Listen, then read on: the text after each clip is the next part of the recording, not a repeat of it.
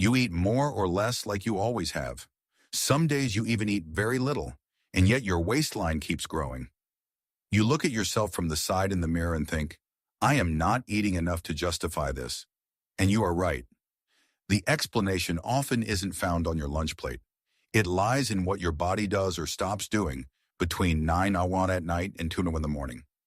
I understand that this confuses you because you have been told 1,000 times that it is a matter of calories, willpower, or moving more. Look, that counts, of course, but after age 50, there is another layer, one that almost no one explains to you calmly. And it is what happens at night with a very particular kind of fat, the kind that gets tucked between your organs. Today, I want you to understand 3 concrete things. Why does that fat accumulate, especially while you sleep? Which nighttime habits feed it without you even realizing it? And what can you adjust starting today with real schedules and numbers? If you take medication for blood pressure or sugar, pay special attention to one part, because for you, this is adjusted differently. Let's start with the fat, because not all fat is the same, and this matters for what is coming. The fat you pinch at your waist or on your arms, the kind you can see, is under the skin. It is called subcutaneous fat, and although it is bothersome, it is fairly harmless. The one that truly weighs on your health is different. It's the one you cannot see. It lives deep inside, hugging the liver, the pancreas, and the intestines. It is called visceral fat, and it is not just passive filler. Notice that it is active tissue. It produces inflammatory substances day and night, and that is what research associates with high blood pressure, elevated sugar, and fatty liver. Now, to understand why the night carries so much weight, I will explain it slowly with a simple image. Your body works in shifts, like a building with 2 crews. During the day shift is in charge of using energy and storing what is left over. At night, the night shift should come in, which has a different task: repairing, tidying up, and burning part of the reserves. The problem is that certain nighttime habits force the day shift to stay and work overtime. And while the day shift continues to give the order to store, the night shift never manages to do its cleaning. And where is the unburned energy stored? Exactly in those deep hallways between the organs. The first habit is the late dinner or the snacking afterward. That cookie, that little piece of bread in front of the TV. Look, when you eat, your pancreas releases insulin, which is the signal that moves sugar into the cells. But after age 50, those cells respond worse. That has a name. It is called insulin resistance. It sounds complicated, but it means something simple. The body needs to manufacture more insulin to do the same job. And here is the detail. While insulin is high in the blood, your body is forbidden from burning fat. High insulin is literally the order to store. Do not spend. If you eat dinner late, that order stays turned on exactly when it should be turned off. The night shift cannot even begin. The second habit is the nightly glass of wine, the one to relax, to sleep better. I am not here to forbid you anything. Let me make that clear. But I want you to understand what happens inside. Your liver has a priority rule. When alcohol arrives, it processes it first before anything else. While it is busy with that, the fats and sugars from dinner stay waiting in line, and since they are right there, they accumulate in the liver itself. That is how it starts in simple words: fatty liver. And fatty liver and visceral fat almost always go hand in hand. I have to be honest with you here because I care that you have the full picture. Much of what we know about alcohol and deep fat comes from observational studies, not closed certainties, and the amount that affects each person varies. What is repeated in the literature, however, is that amounts we used to call moderate can push the balance toward more abdominal fat, especially in women after menopause, when the body already tends to shift fat toward the center. The third habit is light: the phone, the tablet, the TV turned on in bed. You have a tiny gland in your brain, the pineal gland, which releases melatonin when it detects real darkness. Melatonin does not just make you sleepy, it alerts the entire body that it is time to repair and lower sugar levels. The problem is that the light from screens lies to it, making it believe it is still daytime, so it manufactures very little. The result, according to several studies, is that insulin sensitivity the following day can drop, and the body stays in a kind of soft alert that favors storage. One night like that does no harm. The issue is repeating it every night for years. And the fourth is broken sleep or a mind that stays on at bedtime, reviewing debts, children, or what someone said. Every time sleep is interrupted in its deep phase, or every time you go to bed with a racing mind, cortisol rises. Cortisol is the alarm hormone. It screams at the body to release sugar in case you have to run, except there is nothing to run from. You are in your bed, but the body doesn't know it. It releases sugar, insulin rises, and the fat storage cycle reactivates right in the middle of the night. That is why there are people who sleep their 7 or 8 hours and wake up tired, swollen, and with slightly high fasting glucose, without understanding why.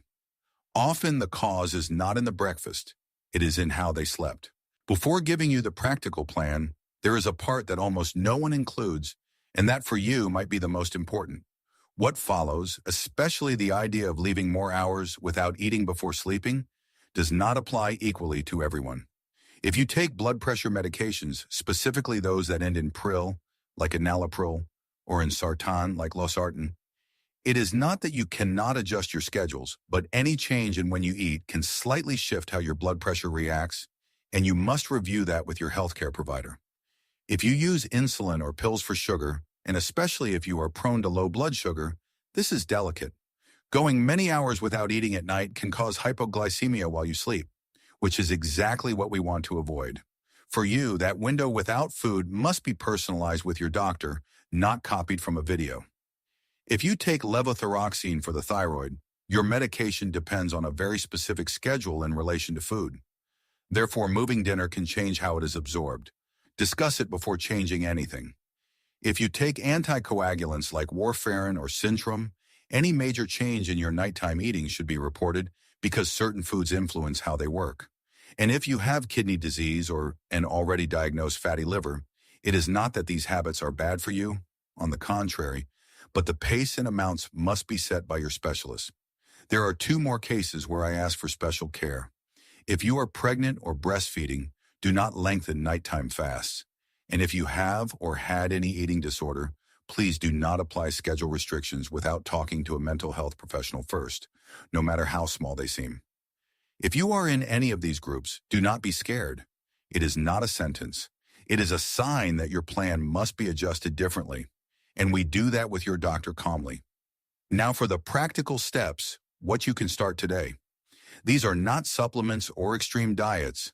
They are nighttime adjustments. First, close the kitchen early.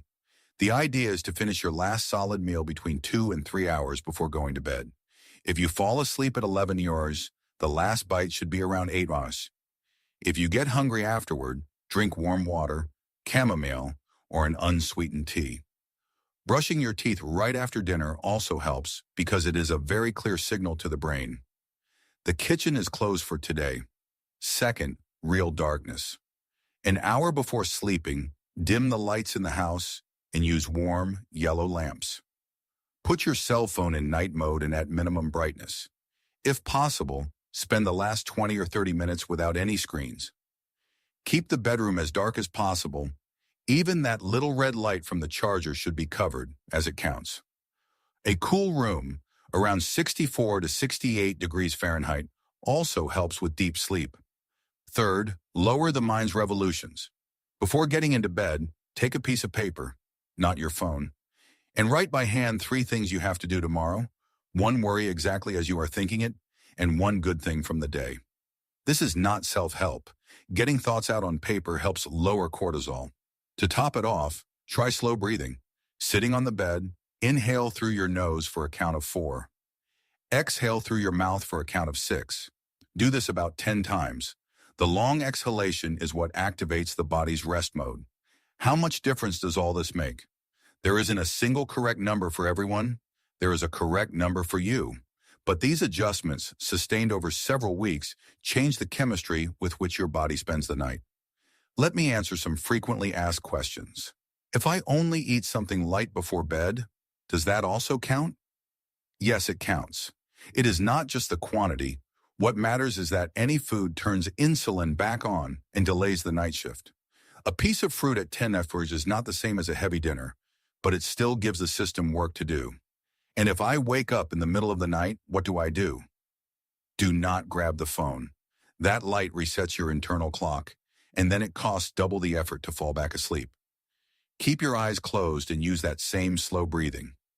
The other day, a patient asked me exactly this because she woke up at 3 hours like clockwork.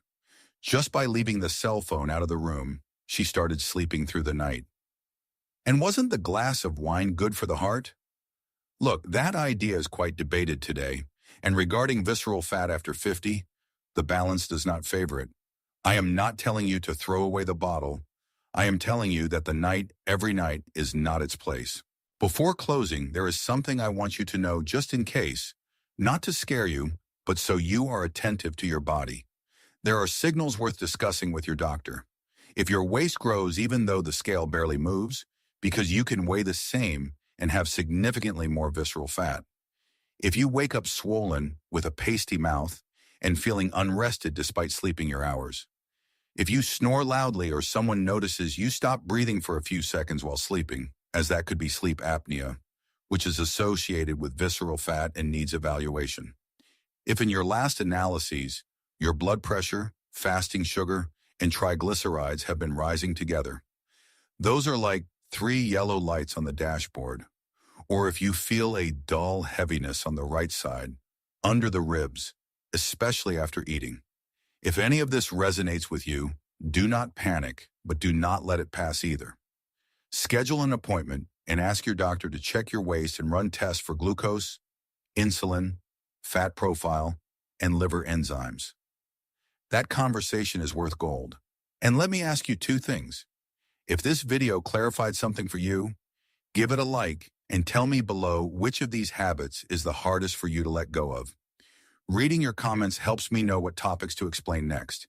If you like how we explain things here slowly, subscribe to the channel so these videos reach more people over 50 who have the same doubts. If you take away just one idea, let it be this. Visceral fat is not built through great excesses. It is built through small habits repeated at night. It is dismantled the same way, not with a heroic 3-week effort, but with calm consistency. If you want to start with just one thing tomorrow, let it be closing the kitchen early.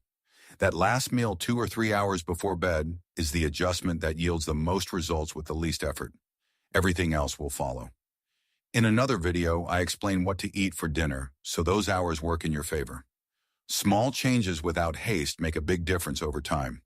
Take care, a big hug, and see you in the next one. If this explanation changed the way you look at the habits hidden in your nights, please subscribe to our channel and like this video. We are uncovering the health truths that have been buried by misinformation. Plant the seeds of your future health. The next treasure of knowledge will soon be revealed.